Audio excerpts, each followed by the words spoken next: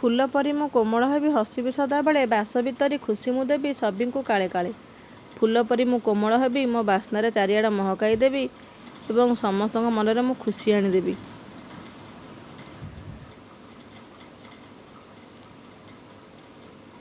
କୋଇଲି ପରି ମିଠା ସ୍ୱରରେ କହିବି କଥା ସଦା, ଦୁଃଖ ଦେବିନି କାହାରି ମନେ ଆସୁ ବିପଦ ବାଧା। କୋଇଲି ପରି ମୁଁ ମିଠା କଥା କହିବି ଏବଂ କାହାରି ମନରେ ମୁଁ ଦୁଃଖ ଦେବିନି। ଯେତେ ବାଧା ଆସୁ ପଛେ କାହା ମନରେ ମୁଁ ଦୁଃଖ ଦେବିନି।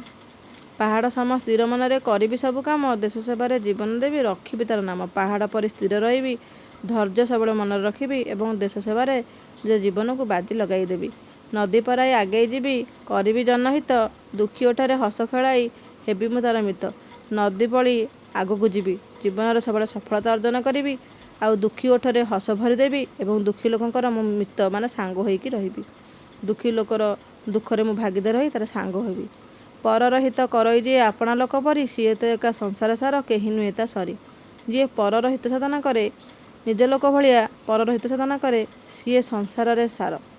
ତା ଭଳି ବା ତାର ସରି କେହି ହୋଇପାରିବେ ନାହିଁ।